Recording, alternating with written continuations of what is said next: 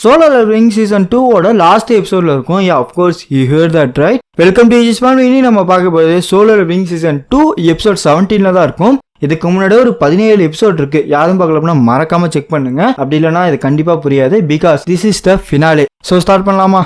என்னதான் எல்லா ஸ்கில்லுக்குமே மானா வேணும்னாலுமே மானா இல்லாமலே யூஸ் பண்ற ஸ்கில்லுமே இருக்க தான் செய்யுது. சொல்லப்போனா டாமினேட்டர் டச்சு, ஷேடோ சோல்ஜர்லாம் பார்த்தோம்னா மானா அப்படிங்கிறது தேவையே கிடையாது. இப்ப டாமினேட்டர் டச் எடுத்துக்கிட்டோம்னா ஏதோ ஒரு பிசிக்கல் ஆப்ஜெக்டை நம்மளால புல் பண்ண முடியும், அதை வந்து தூக்க முடியும். பட் மானா இல்லாதனால, அதாவது மானா தேவையில்லைன்ற காரணத்தினால வெயிட் ஆனதெல்லாம் நம்மளால தூக்க முடியாது. இதுவே ஷேடோ சோல்ஜருங்கிறது ஒண்ணுமே கிடையாது. நம்மகிட்ட இதே ஒரு ஷேடோ வந்து சேவ் ஆகி வச்சிருப்போம். இப்ப எக்ஸாம்பிளுக்கு பார்த்தோம்னா இகரிஸ் இருக்கான்னு வச்சுக்கோங்க. இகரிஸை வந்து நம்ம சேவ் பண்ணி வச்சிருக்கோம்னா நான் கூப்பிட்றப்ப அவன் வருவான், கூப்பிட்றப்ப போவான். இதுக்கு வந்து மானா அப்படிங்கிறது கன்சியூமே ஆகாது. பட் பிரச்சனை என்னன்னா, இப்ப ஷேடோ சோல்ஜர்லாம் சாகிறப்ப என்ன நடக்கும்னா அவங்க ரீஜென்ரேட் ஆவானுங்க. அப்படி ரீஜென்ரேட் ஆகுறப்ப இவனோட மானா அப்படிங்கிறது ட்ரைன் ஆகும். இதுதான் இங்க பிரச்சனையே. இதுக்காக இவன் என்ன பண்ணுவானா, இன்டெலிஜென்ஸ் வந்து பயங்கரமா பூஸ்ட் பண்ணி வைக்கணும். பிகாஸ் மானா அப்படிங்கிறது ரொம்ப ரொம்ப ரொம்பவே முக்கியம். ஆனா இதுக்கு அப்படியே தலைகீழா இருக்கிறது தான் இந்த டீமன் கிங் பாரனோட சோல்ஜர். சொல்ல போனா இவங்களோட பவர், இவங்களோட மானா அப்படிங்கிறது பயங்கர இம்மன்சிவா இருக்குது. இவங்க பின்னாடி இருக்கிற பிரின்சிபலே சுத்தமா இவனுக்கு புரியல. ஏன்னா இவங்க செத்துட்டாங்க அப்படின்னா செத்துட்டாங்க, முடிஞ்சிச்சு அவங்க ஜோலி. பட் ரீஸ்பான் ஆகி வரானுங்க. சொல்ல போனா வந்துகிட்டே இருக்கானுங்க வதன்ட்டு. என்னதானா நடக்குது ஒண்ணுமே புரிய மாட்டேங்குது அப்படின்னு சொல்லி மண்டை மேல கை வச்சுட்டு உட்காந்துருப்பான். அதே சமயம் மானா அப்படிங்கிறது பயங்கரமா ட்ரைன் ஆகிட்டே இருக்குமா. இந்த வீடு பரான் என்ன பண்ணுவான்னா வந்துட்டா அப்படின்னு சொல்லிட்டு அவன் ஒரு வீடு நடந்து வந்துட்டு இருப்பான். வந்த உடனே டஸ்கை பார்த்து ஒரு கத்துவானா. இந்த வீடு டஸ்கை என்ன பண்ணுவானா அதை டாச் பண்ணி விட்டுருவான். என்னோட மானா அப்படிங்கிறது பயங்கரமா லூஸ் ஆகிட்டு இருக்கு. இவனுக்கு ரீப்ளனிஷ் பண்ண கூட டைமே கொடுக்க மாட்டேங்கிறான். என் மானா கன்சம்ஷன் அப்படிங்கிறது ரொம்ப ரொம்ப ரொம்ப முக்கியம். பிகாஸ் நார்மல் ஷேடோ சோல்ஜர் செத்தாலே எனக்கு மானா பயங்கரமா கன்சியூவ் ஆகும். இதுவே ஹை ரேங்க்ல இருக்கவங்க செத்தாங்கன்னா வேலை மாட்டா முடிஞ்சு போச்சு. அதுக்காக இவங்களுக்கு கூப்பிடாம இருக்க முடியாது. என்னதான்டா பண்ண போறேன் ஒண்ணுமே புரியலையே அப்படின்னு சொல்லிட்டு உட்காந்துருப்பான். நம்ம ஐயன் என்ன பண்ணுவோம்னா நான் பாத்துக்கிறேன் வேணும்னு சொல்லிட்டு இவன் போயிட்டு கத்திய சுத்த போவானா. ஒண்ணுமே பண்ண மாட்டான். அசால்ட்டா மூஞ்சுக்குள்ள விட்டு ஒரு திருப்புவான் பாருங்க. ஐயனால நிக்க கூட முடியாது. அதே சமயம் இகரிஸ் என்ன பண்ணுவானா, பறந்து வந்து ஒரு அடியை போலான்னு சொல்லிட்டு வருவானா. ஆனா இவன் அசால்ட்டா அதை பிடிச்சி வரட்டா அப்படின்னு சொல்லி ஒரு கத்துவான் பாருங்க. அவ்வளவுதான், இகரிஸோட கதையுமே முடிஞ்சிடும். இதுதான் சாக்குன்னு நம்ம ஜினு என்ன பண்ணுவானா வந்து ஒரு அட்டாக்கை விடுவான் பாருங்க. ஈஸியாவே டாஷ் பண்ணிடுவான். என்னது இவன் டாஷ் பண்ணிட்டானா, அது வைரஸ் தைக்கடா அப்படின்னு சொல்றதுக்குள்ள ஜினுவோட மண்டையை பிடிச்சி அப்படியே தூக்குவான் பாருங்க. மாட்டினடா மவனே அப்படின்னு சொல்லி குத்துறான்னு வருவானா. இந்த கூட நம்ம இகரிஸும் ஐயனும் செத்துருப்பானுங்களே, அவங்க கத்திய விட்டுருவானுங்க. ஸோ அவன் கத்தி வந்து லாக் ஆயிரும். இதை பார்த்த உடனே ஜினு அவன் டாக் ரெண்டுத்தையுமே அவன் கையில இறக்கிடுவான். அடுத்த செகண்ட் இகரிஸ் என்ன பண்ணுவானா இன்னொரு கையில இறக்கிடுவான். ரெண்டு பேரு கையில கத்தி இறங்கிடுமா. இவனுக்கு சரியான காண்டாயிரும். சொல்லிட்டு கத்துவான் பாருங்க. அந்த பகடு லைட்டிங்லாம் அப்படியே அடிச்சு தெரிச்சுக்கிட்டு இருக்கும். கிட்டத்தட்ட லைட்டிங்கை வச்சு ஒரு ஃபோர்ஸ் ஃபீல்டு மட்டும் ஒரு ஃபீல்டே கிரியேட் பண்ணிடுவான். இவன் என்ன பண்ணுவானா அந்த லைட்டிங்கை வச்சு 2 கத்தி மட்டும் ஒன்று கிரியேட் பண்ணியிருப்பான். ஸோ 2 கத்தி வந்து வர வச்சிருப்பான். வாடா அப்படின்னு சொல்லிட்டு இவன் நிக்க வந்துட்டேன்னான்னு சொல்லிட்டு இவனு நின்றுட்டு இருப்பானா. 2 பேரும் மாத்தி போய் சண்டை போட்டுப்பானுங்க. இவனா சிரிச்சுக்கிட்டே சண்டை போட்டுட்டு இருப்பான். வாடா வாங்கி கட்டிக்கோடான்னு சொல்லிட்டு மாத்தி அடி மேல அடி வைக்கதான் இடின்னு பயங்கரமா அடிச்சுக்கிட்டே இருப்பானுங்க. என்னதான் சண்டை அப்படி நல்லா போயிட்டு இருந்தாலுமே இவன் வந்து கத்த ஆரம்பிச்சிருவான் திடீர்னுட்டு. என்னது இந்த இடத்துல இவன் கத்துறானா என் ஜோலி முடிஞ்சிச்சு, வேற வழியே இல்லைன்னு சொல்லிட்டு டேகர் அப்படி தூக்குவான் பாருங்க. அது வந்து டாஷ் பண்ணலான்னு பார்ப்பான். பட் அந்த பவர்ல என்ன ஆகும்னா இவன் டேகர் ரெண்டுமே பறக்க ஆரம்பிச்சிரும். நாசமா போச்சு என் டேகர்ன்னு சொல்றதுக்குள்ள செத்தடி அப்படின்னு சொல்லிட்டு ஒரு வெட்டலான்னு வருவானா. ஜினு வந்து அவன் கையை பிடிச்சிருவான். என்னடா இந்த அளவுக்கு ட்ரமண்டாஸான ஒரு பவரை வச்சிருக்கான், எப்படி இவனுக்கு மானாக்கு லிமிட் இருக்கா இல்லையா, என்னடா இது அப்படின்னு சொல்றதுக்குள்ள கையை தானே பிடிச்ச என் வாயை பிடிக்கலையேன்னு சொல்லிட்டு வாயில கத்த ஆரம்பிச்சிருவான். ரைட்டா ஜின்னுவோட ஜோலி முடிஞ்சிச்சு அப்படின்னு சொல்றப்ப திடீர்னு ஏதோ வந்து இடிக்கும். என்னன்னு பார்த்தா ஒரு ஸ்பியர். ஜின்னுவுக்கே ஒரு மாதிரி சாக்காதான் இருக்கும். சொல்ல போனா மிரண்டு போயிருப்பான். ஜின்னு இது வரைக்கும் நீங்க மிரண்டு பார்த்துருக்கவே மாட்டீங்க. பட் ஃபர்ஸ்ட் டைம் இந்த இடத்துல அவன் மிரண்டு போயிருப்பான். அந்த வேலை பண்ணது வேற யாருமே கிடையாது, நம்ம எசில் தான். நம்ம எசிலுக்கு தானா கையை விட்டாளா இல்ல அவ உடம்பு தானா வந்துச்சா எதுவுமே நமக்கு தெரியல. பட் யா அப்கோர்ஸ் ஜின்னுவை எசில் தான் இந்த இடத்துல காப்பாத்திருக்கா. அந்த ஒரு செகண்ட் இவன் டிஸ்ட்ராக்ட் ஆவான் பாருங்க. இது என்னோட சான்ஸ், என்னோட எல்லா ஸ்ட்ரென்த்தையுமே டாமினேட்டட் டச்சில் வைக்க போறேன், என்னோட பவர் எல்லாத்தையும் இதுல வைக்க போறேன்னு சொல்லிட்டு அவன் கையை அப்படியே பிடிச்சி ஒரு அழுத்தி இப்படி இழுப்பான் பாருங்க. கை ரெண்டு அப்படியே தனியா வந்துடும். இப்ப இதை முடிச்சு விடுவோமா அப்படின்னு சொல்லி முறைச்சுக்கிட்டு ஒரு குத்து விடுவான் பாருங்க. மொத்த மானாவே சேர்த்து ஒரே ஒரு குத்து. அவ்வளவுதான், ஜோலி முடிஞ்சிச்சு. அவனோட தலை அப்படியே தக்காளி சட்னி மட்டும் பறந்துகிட்டு இருக்கும். ஜினுவை நீங்க ஜெயிச்சிட்டீங்க அப்படின்னு சொல்லி இவங்க கத்த ஜினுவை வந்து அப்படியே கீழே உட்காருவான். எசில் நீ போய் உங்க அப்பாட்ட சொல்லு, உங்கள் கிளான் தான் ஃபர்ஸ்ட் பிளேஸ்ன்னு சொல்லிட்டு அப்படின்னு சொல்கிறப்ப இவளுக்கு ஒன்றுமே சொல்ல முடியாது. அவள் கண்ணில் தாரத்தரையாக தண்ணி ஊற்றுறதோட இந்த ஃபைட் அப்படியே முடியுது. அண்ட் ஜின்வோட லெவல் பார்த்தோம்னா 97க்கு பூஸ்ட் ஆகிருக்கும். ஸோ ஃபைட்லாம் முடிஞ்சிருச்சுல, வேற என்ன வேலை, அங்கே கடைசி எல்லாத்தையுமே கலெக்ட் பண்ணிட்டு இருப்பானுங்க.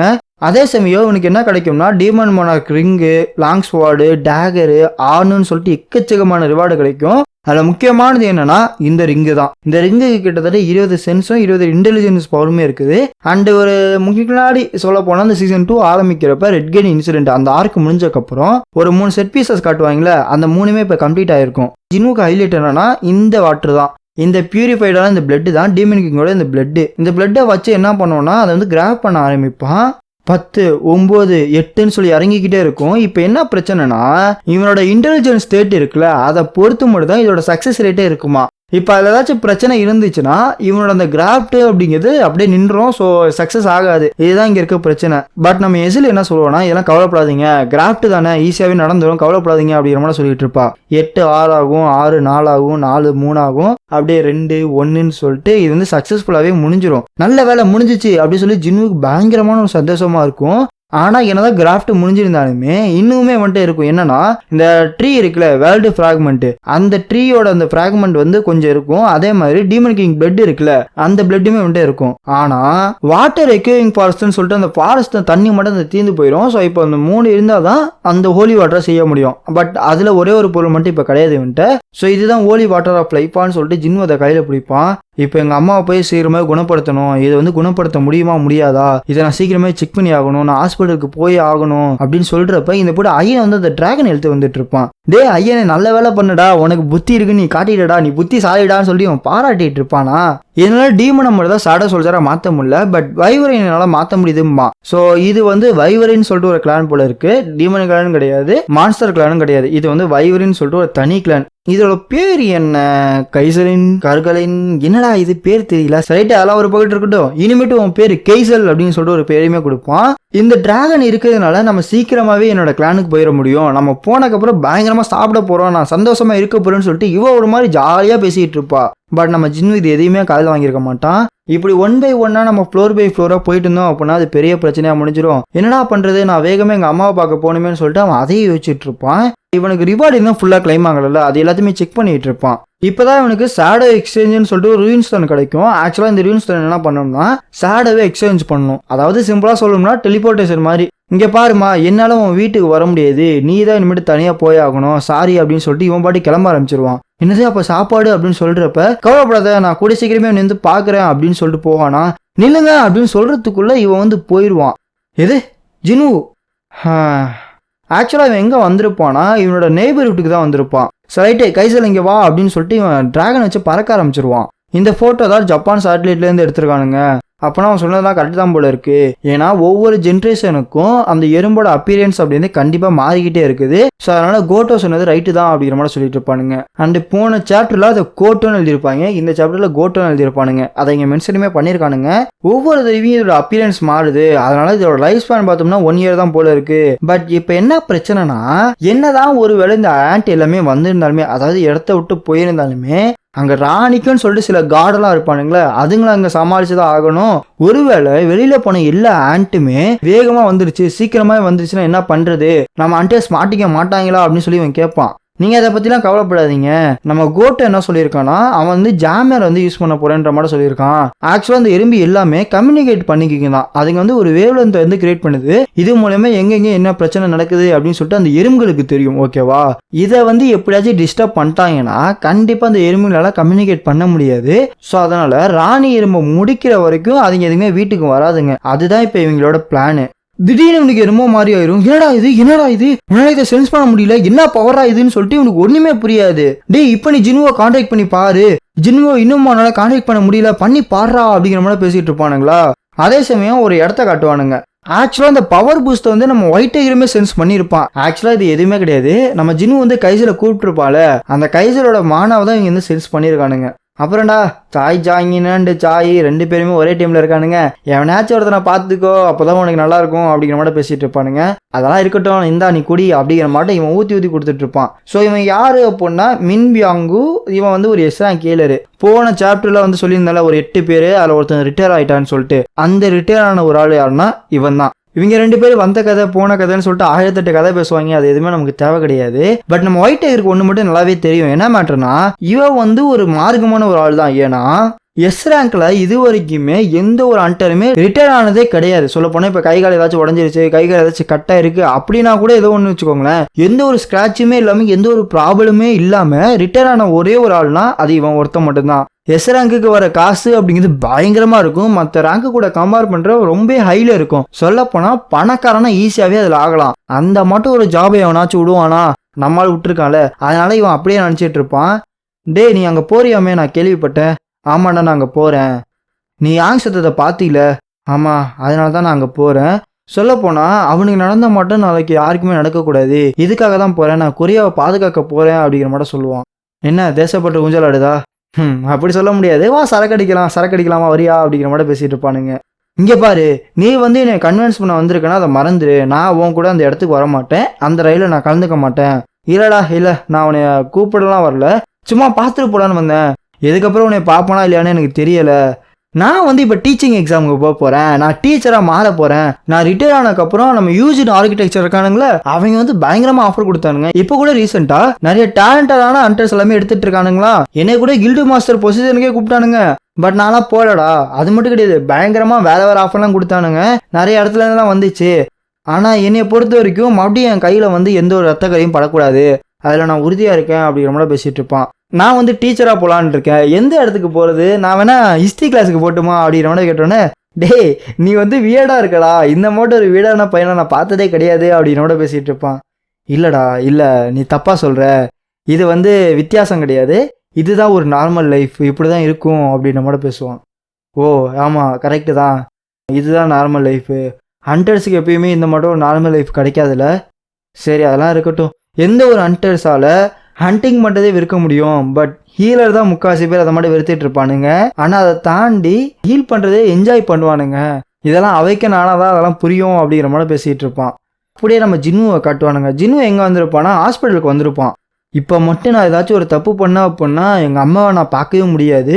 ஒருவேளை எங்கள் அம்மா முழுசாக குடிக்கலன்னா என்ன பண்ணுறது, அவங்க ஒழுங்காக இதை குடிக்கலாம், இது பிரோஜனமாக போச்சுன்னா என்ன பண்ணுறது, இதுக்கு கேரண்டியே கிடையாது, என்னடா பண்ண போகிறேன். இருந்தாலுமே நான் சிஸ்டத்தை நம்பி தான் ஆகணும். நிறைய மிராக்கள் வந்து இதெல்லாம் நடந்திருக்கு, நான் நம்பிட்டு இருந்த மிஸ்ட்ரி எல்லாமே உண்மைன்னு சொல்லி இதை ப்ரூவ் பண்ணது இந்த சிஸ்டம் தான். அப்படி இருக்கிறப்ப இதை நம்பி தான் ஆகணும். ஈரங்கா இருக்க நானே எஸ்ரங்கா வந்திருக்கேன்ல, அப்படி இருக்கிறப்ப இதை நம்புறதை தவிர எனக்கு என்ன வழி அப்படின்னு சொல்லிட்டு அவங்க அம்மாவுக்கு ஊட்டலாம்னு சொல்லிட்டு போவான். பட் பக்கத்தில் போகிறப்ப அவன் கையெல்லாம் உதற ஆரம்பிக்கும். அப்படின்னு சொல்லிட்டு அம்மா இதை குடிங்கன்னு சொல்லிட்டு ஊற்றுவான் பாருங்க இந்த தழும்பு. நான் நினச்சது எல்லாமே அவங்க முடியை வாஷ் பண்ணணும் தான். ஜினு உனக்கு எதுவும் ஆகலையே, எங்கேயாச்சும் அடிபட்டுருக்கா சொல்கிறா அப்படின்னு சொல்லிட்டு அவங்க அம்மா கேட்டுட்டு இருப்பாங்க. ஆக்சுவலாக என்ன பண்ணியிருப்பானா, சின்ன வயசில் உங்கள் அம்மா முடியை வந்து வாஷ் பண்ணலான்னு சொல்லிட்டு சுடுதண்ணி எடுத்து வந்திருப்பான். அதை சுட சுட இவங்க அம்மா மேலேயே ஊற்றி விட்டுருப்பான். எனக்கு இது வந்து தெரியாமல் தான் நடந்துச்சு, பட் என்னதான் இருந்தாலும் இது என்னோட தப்பு தான், என்னால் தான் உங்களுக்கு அந்த ஸ்கார் நடந்துச்சு, என்னாலதாமா அப்படின்னு சொல்லிட்டு இருப்பானா. உங்கள் அம்மா கொஞ்சம் கொஞ்சமாக நார்மலுக்கு வந்துட்டு இருப்பாங்க. அம்மாவோட அப்பீரியன்ஸ் அது கொஞ்சம் கொஞ்சமாக மாறிக்கிட்டு இருக்கு. ஆனால் எதனால அம்மா கண்ணை திறக்க மாட்டாங்க. அம்மா என்னமாச்சு உங்களுக்கு, உங்களால் மட்டும்தான் நான் ஸ்ட்ராங்கராகவே மாறினேன், நான் ஸ்ட்ராங்கராக மாறினதுக்கான ஒரே அர்த்தம் நீங்கள் மட்டும்தான். எந்திரிங்கம்மா எந்திரிங்க, இதுக்கப்புறம் என்னால் தாங்க முடியாது, உங்களோட இவ்வளோ பர்டனையுமே நானே ஏற்றுக்கிறேன், நீங்கள் எந்திரிச்சு வாங்கம்மான்னு சொல்லிகிட்டு இருக்கப்ப என்னால் கான்சன்ட்ரேட்டே பண்ண முடியல. சரி வெளில போயிட்டு வரலாம் அப்படின்னு சொல்லிட்டு வெளியும் போவா. இது சம்மர் நல்லா இருக்குல்ல, இந்த காற்றுமே நல்லா தான் வீசுது, அந்த ஸ்க்ரீன் வந்து ஒரு மாதிரி வந்துட்டு போகுமா, அது ஜின்னு தானே அப்படின்னு சொல்கிறப்ப ஜின்னுவோட அம்மா அங்கே எந்திரிச்சு உட்காந்துருப்பாங்க. நான் எத்தனை நாளாக தூங்கிட்டு இருந்தேன், 4 வருஷமா நீங்கள் தூங்கிட்டு இருந்தீங்க. அப்படியா, தங்கச்சி நல்லா இருக்காளாப்பா? அவள் ரொம்ப நல்லா இருக்காமா, ரொம்ப நன்றி, என் ப்ராமிஸை நீ மறக்கவே இல்லையா, என்னதான் நான் நோய்வாய் பட்டிருந்தாலுமே நீ இருந்தப்பா, உனக்கு இதெல்லாம் ரொம்ப கஷ்டமாக இருந்திருக்கும்ல அப்படின்னு சொல்கிறப்ப நம்ம ஜின்னுவுக்கு அழுகையாக வந்துடும். ஸோ இந்த இடத்துல ஜின்னு அழுகிறானோ இல்லையோ நான் அழுதுகிட்டு இருக்கேன். சரி அஃப்கோர்ஸ் இந்த ஒரு சாப்டர் முடிச்சுப்போம். சீசன் 2 இப்படி தான் முடியும்னு நினைக்கிறேன், எனக்குமே கன்ஃபார்மாக சுவாரெல்லாம் தெரியாது. ஸோ வச்சிருக்க பாயிண்ட் வைஸாக பார்க்குறப்ப இதோட தான் முடியணும்.